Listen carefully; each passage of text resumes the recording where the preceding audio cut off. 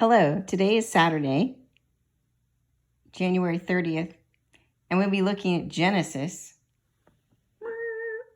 chapter 30. Remember how we left off? They had 4 children together, Leah and Jacob. Well, I made another diagram, and that is why we're looking at paper today instead of my face. So, we have Jacob, Leah, handmaiden Bilhah, handmaiden Zilpah, handmaiden Rachel. Wife Rachel. Rachel and Bilhah go together, but I had to do it chronologically to how the children were born. So here we go. Jacob and Leah. Remember, God opens Leah's womb. They have 4 children. Reuben, Simeon, Levi, and Judah. That was yesterday. Today, we have the story of Rachel's jealous. Rachel's over here, jealous of Leah and all these sons that she's delivered to Jacob. So Rachel sends Bilhah, because Rachel can't conceive, Bilhah, her handmaiden, to Jacob's bed to conceive children. And they conceived Dan and Naphtali, 2 more sons. Now we have the 4 up here and 2 additional ones from the handmaiden. They're connected to this one, Bilhah, which is the handmaiden that belongs to Rachel. So, Leah sees that these are born, and her womb is now shut. Her womb was shut at the end of chapter 29, or she stopped bearing. So she says, well, that's a great idea. I'll send Zilpah to Jacob's bed, and I will conceive children through her. So they have Gad and Asher. And I put them reversed, and really Gad was born first and then Asher. But so now we have 8 children. The 4 up here, Dan, Naphtali, Gad, and Asher, through Zilpah, right? So there's a whole thing about mandrakes. I don't know what mandrakes are, but apparently they make you fertile.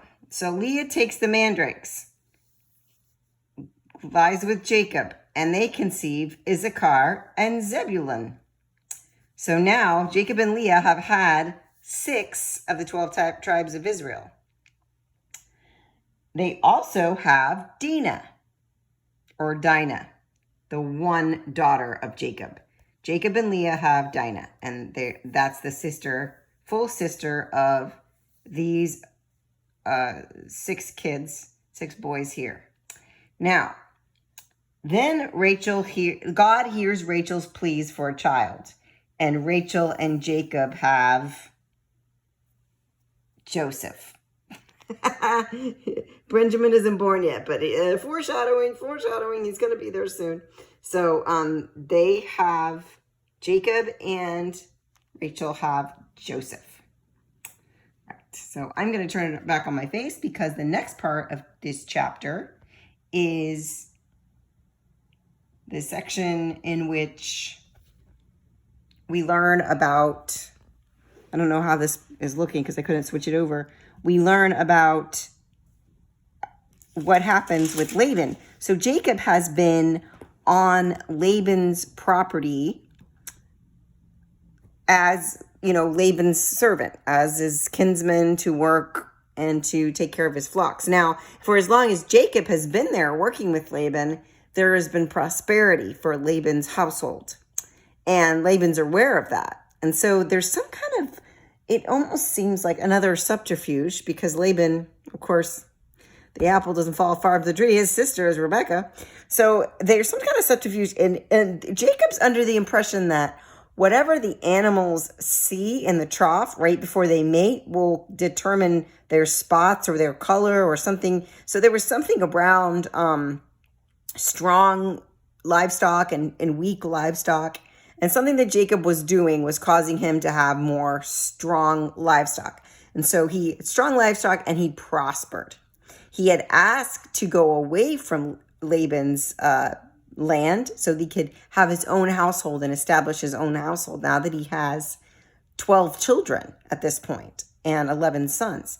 And so he's asking to go and take his leave. And Laban says, of course. But Laban does all these things behind his back and makes a distance between them. And it's just it's a very odd thing, but you don't really understand what it all is. He's like, I could pay you some kind of wage. He could talk about wages again. He's got no more daughters, though. So it's like, what he's going to do now. So they do leave. He says, so let it be of you as said. But that day, Laban removed the male goats that were striped and spotted and all the female goats that were spotted and speckled and removed them far away from where Jacob could get a hold of them. And then Jacob has this whole breeding situation. And then tomorrow we'll learn a little bit more about this still unveiling story. So just to give you another look at this, the 4 wives, they're really not wives. Rachel and Leah are the wives, sister wives, and these are the handmaidens, but they're reversed. So this is Leah and Zilpah. Leah's handmaiden is Zilpah, and Rachel's handmaiden is Bilhah. But she's the second person to give birth, and then Zilpah is the third, and then Rachel, of course, is the fourth and has Joseph, this important character who we will come to know later. All of these characters, though, are important because they represent the 12 tribes of Israel, and the first 4 would be the most familiar ones that you would know about aside from Joseph. Okay, we'll see you tomorrow.